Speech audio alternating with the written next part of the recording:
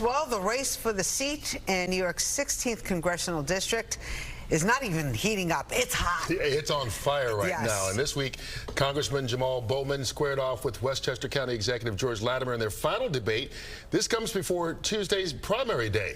The Israel-Hamas war, lying, and even race have been hot topics in their campaign. His campaigns have sent mailers darkening my skin. We didn't darken his skin on any mailings. That's in his own mind.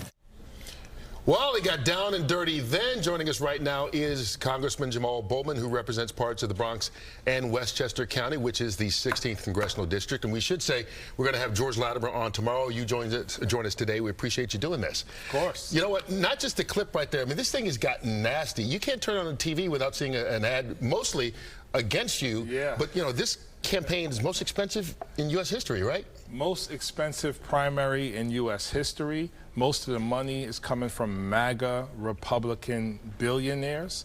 Of course, you know, discrediting my name and the service that I've provided. But we're very proud of what we've done. We've brought over $1 billion back to the district to focus on reducing gun violence, affordable housing, affordable child care, workforce development, substance abuse, mental health challenges, health care. So we've brought back the resources to help the community, and we're pushing aspirational legislation because we need to come together as a country to save our democracy. And so we're proud of our work. We think the people know that, and we look forward to winning on Tuesday. You say that, but the issue is this has become really about two issues. It's the Israel-Hamas war and really the fracture in the Democratic Party between the progressive wing and the moderates. And right now, if you look at poll numbers, and I know every politician will say, our poll numbers are different, but you're down double digits in just about every poll as the two-term Congress, or two-time serving two terms congressman.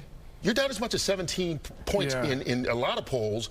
What is in that poll that people aren't seeing that you see that's different, that make you believe that on Tuesday you're going to wind up winning? Because if you're down by double digits, that would be a sign usually you're not connecting with your voters. Yeah, I don't know who they're polling, but you know, one crosstab of that poll states that the majority of the district are aligned with my opponent on Israel-Gaza, and we know that's absolutely not true. 69% of the district support a permanent ceasefire.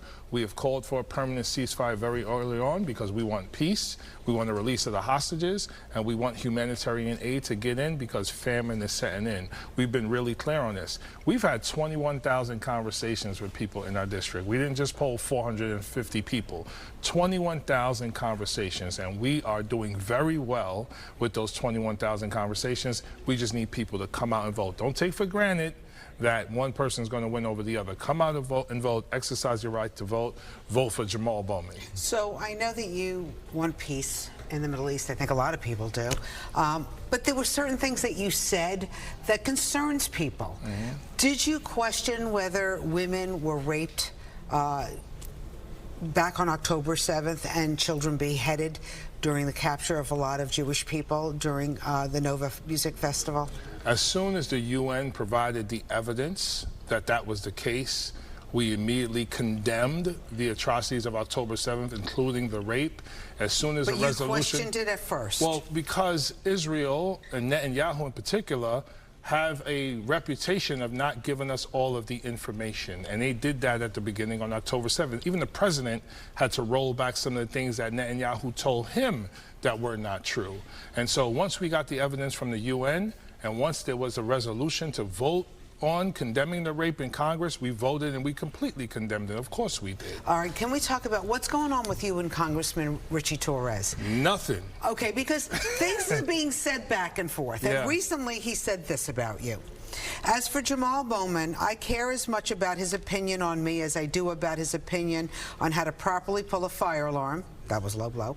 Or his opinion on how to remain in Congress. His opinion is worse than a rubber stamp. It leaves no impression, much like his legislative record or his recent attendance record. Is your attendance record poor? No. I am fighting a big fight against more money in politics than has ever been spent in any primary. So I'm here running my race against big money. In terms of Mr. Torres, I don't tweet about him. I rarely talk about him. I was asked a question, I answered it. no one's thinking about Richie Torres. I'm thinking about my constituents. I'm thinking about the needs of my constituents and issues like affordability, child care, reducing gun violence, putting food on the table, and the things that they care about. So I'm on the ground in my community. I have been for 3 years and will continue to govern with the working class people in my district. You know, one of the things is, she mentioned Richie Torres, and I know when you don't get endorsements, or endorsements aren't a big deal. When you do get them, they are. You know, you've got Richie Torres, who's just come out against you. You've got Hillary Clinton, who's endorsed George Latimer. You've got Mondaire Jones, who used to be your boy. Yeah. He's flipped sides and endorsed Latimer. You're a Yonkers guy, the mayor of Yonkers, the city council president, multiple members of the council. People all over have seen you serve 2 terms and are coming out and saying you don't deserve a 3rd by endorsing your opponent. What is it that you think you need to do to convince people not to listen to them, and why you deserve a 3rd term if these people are part of the establishment who know you and your work are saying he doesn't deserve to come back? We're endorsed by Minority Leader Hakeem Jeffries. We're endorsed by Whip Catherine Clark. We're endorsed by Chairman Pete Aguilar. We're endorsed by Senator Bernie Sanders. We're endorsed by Senator Elizabeth Warren. And we're the endorsed, squad. And the whole squad. And we're endorsed by many local elected officials like Mayor Armacost from Hastings-on-the-Hudson and others. We're also endorsed by 1199 and major nurses and teacher unions as well. And so we have a lot of support as well, and that's why we know we're going to win on June 25th. Early voting's already started. Yes. Any idea what the turnout's been? Turnout has been great so far, which is good. We like to see turnout numbers up because people are tired, people are pissed off, people are tired of being bombarded with the ads from outside special interest, dark money that are coming in from my opponent. But by the way, they said that some of the money coming from your campaign is also out of state. So we're talking $500,000 versus $20 million, right? So the dark money supporting my opponent is at the $20 million level right now, which is the most that's ever been spent by a PAC in U.S. history, right? And so this is the many versus the money. The people with my opponent, they're siding with the money, they're siding with special interests, they're siding with the establishment. The many, we are the people, the working class. We're sick and tired of a system that doesn't work for us, and we're going to come together to make sure we beat back against special interests. All right. Well, we appreciate you taking the time to join us. I know the race gets hot right now. Primary day is Tuesday. You can get out and do your early voting right now. Thank you very much. We appreciate it. Yeah.